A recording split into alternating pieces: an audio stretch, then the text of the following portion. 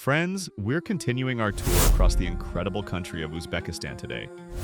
We're going to the Sitorai Mohi Hossa Palace, one of Bukhara's most beautiful and enigmatic sites.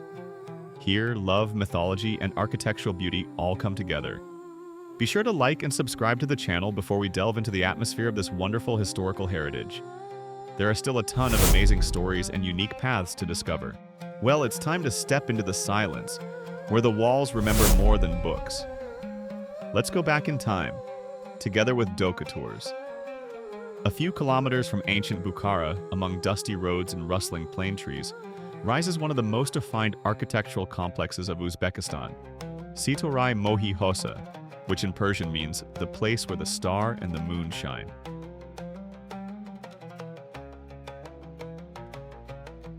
This is not just a palace. It is a symbol of decline and rise, the last breath of Eastern splendor on the threshold of the 20th century.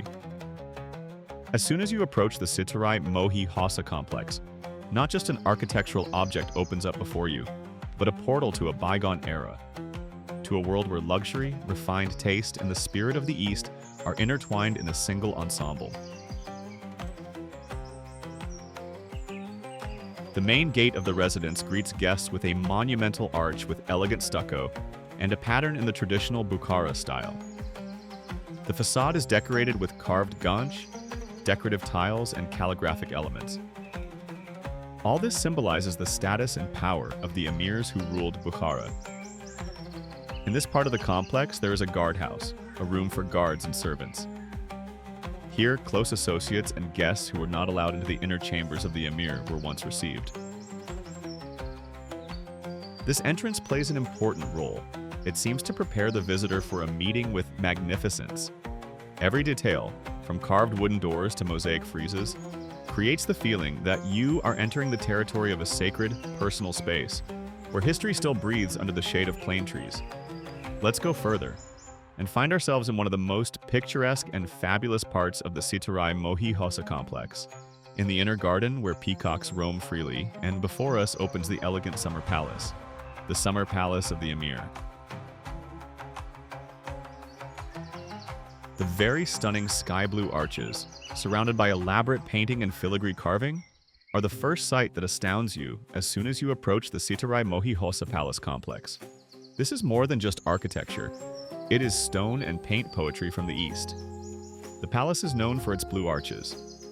The arches themselves are constructed in the traditions of Bukhara architecture with subtly Persian and Russian aesthetics, and their color represents purity, the sky, and spirituality.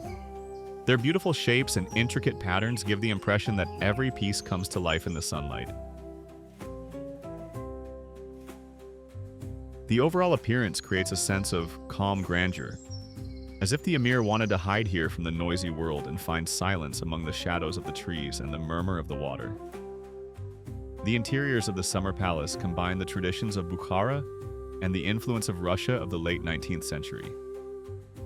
The main reception hall amazes with its mirrored walls, painted domes, and floral stained glass windows.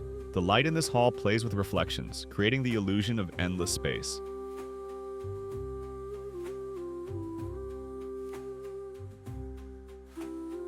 Furniture with velvet and silk upholstery was imported from France and St. Petersburg.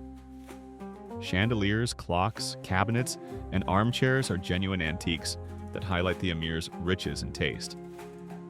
Finishing touches include European mirrors, Chinese china, stained glass, and ganch plaster, with gilding covering the ceilings and hand-painted blue, emerald, and gold walls.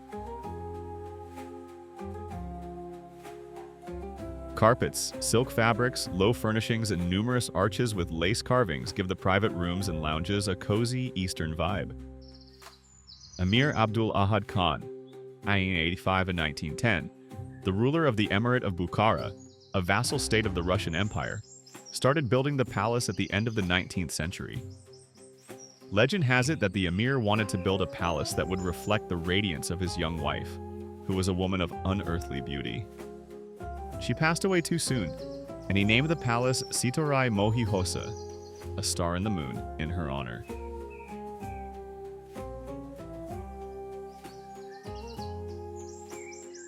Under his son, Sayyid Alim Khan, 1910 to 1920, the final Emir of Bukhara, the main structure was finished. The palace's architecture is an incredible fusion of Eastern eclecticism and European Art Nouveau, as the architects included Russian engineers in addition to local craftsmen. Let's proceed to the next site of the Sitorai Mohi Hossa Palace complex, which is the Emir's residence known as the Bedroom Building.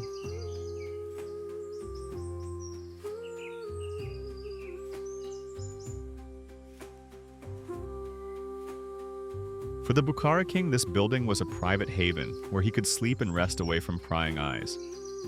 In contrast to the reception rooms and ceremonial halls, it is more tastefully and subtly furnished, representing the comfort and subtle oriental aesthetics. The building's exterior is symmetrical and modest, with light arches, carved wooden cornices, and patterns of light stucco. Although everything appears more understated, there is genuine luxury, sophisticated, almost personal, hidden within.